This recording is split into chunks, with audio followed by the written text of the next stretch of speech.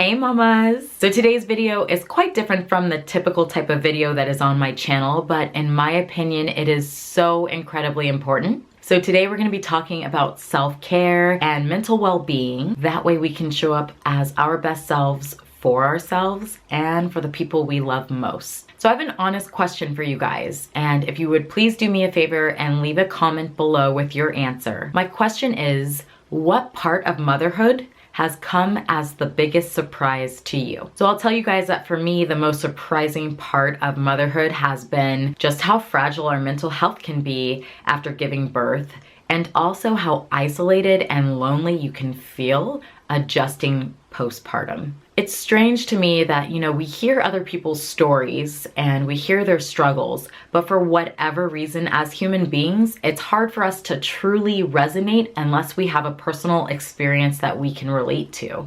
So I want to share with you all, about a year ago, I was suffering from what I can only describe as a late onset of postpartum anxiety. And to be completely honest, I hadn't even heard of the term until I was doing some extensive research trying to figure out what the heck was going on with me. And really that's frustrating. You think about how far we have to go to prioritize mental health in our communities, in our states, in our nation, and around the world. I mean, other countries are certainly doing better than the United States. However, it's just frustrating to think we have so far to go. So if you've never heard of PPA or postpartum anxiety, the symptoms usually manifest themselves in forms of anxiety or worry. I found a couple of quotes that I thought articulated PPA very well. And one person described this as constantly feeling worried or on edge. And someone else described it as, I think of PPA as the loss of the normal sense of balance and calm. And that really, really resonated with me. But for me, the genesis of my postpartum anxiety definitely was sleep deprivation. Kai was not a great sleeper at all. He didn't consistently start napping until after he was a year old, and he did not consistently start sleeping through the night until he was older than 2 years old. And yes, we've tried everything. It was just one of those things. So as you can imagine, anxiety would set in every time I would have to take him in the car to get him to fall asleep. And, I would finally get him asleep and I'd go to put the car in park and, I'd have this little mini panic attack thinking, oh my gosh, is he gonna wake up? He's only been asleep for 10 minutes. I need some time to breathe and quiet.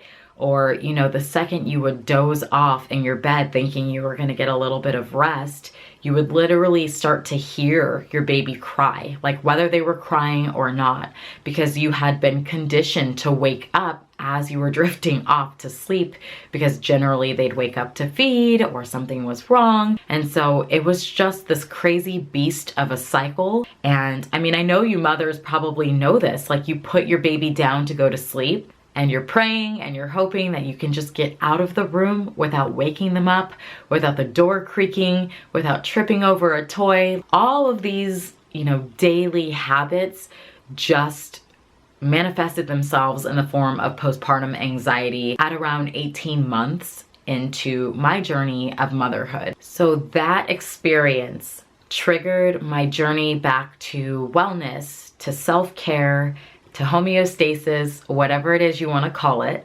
And while that particular experience was easily one of the hardest things that I've ever gone through in my entire life, I am so incredibly grateful for it and for the lessons it has taught me and passion it has instilled in me to advocate for our self-care and our wellness and our mental well-being, especially as mothers, because we are extremely vulnerable to shifts in our mental health when you consider the hormonal imbalances and all the changes that our body and our minds and our emotions are going through during this beautiful phase of our lives. So, as part of my love for this topic and my love for all of you, I'm gonna start sharing some ways, big and small, that we can implement self-care into our daily lives.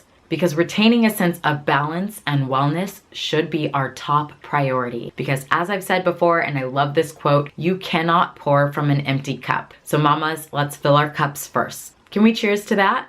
Okay, mamas, so I want to challenge you within the next week. I would love for you to invest some time to do something for yourself that feels really freaking good.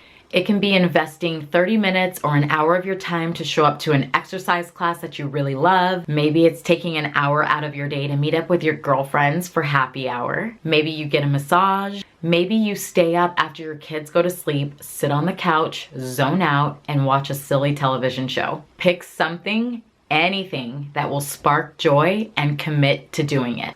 Leave me a comment down below and let me know what you're committing to this week so we can help support one another and hold each other accountable. So for me personally, I have found that one of the most impactful forms of self-care has been investing 10 to 15 minutes of my mornings each day and dedicating that to meditate. Now, really what I'm trying to do is create a habit so that I don't have to think about it or fight it. It's just something I do regardless of what's going on in my life. And I'll share with you guys that actually I've been using this morning Sidekick journal to be my accountability partner and to make sure that I am completing my meditations every single morning.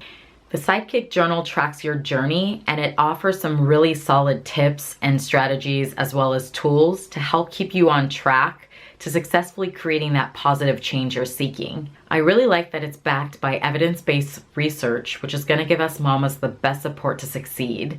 So I'm a very visual person. I really like filling out a page a day and saying, yes, I completed my morning meditation, and seeing just how far I've come, how long I have to go to cement the habit and make it something that just happens automatically. Because that could take up to 66 days. And this has all the research and tools to get you to that 66 days so you don't have to fill it out anymore and you don't have to think about it. It's just a part of your routine. If the morning routine journal isn't your jam, they also have a meditation journal as well as a fat loss and nutrition journal.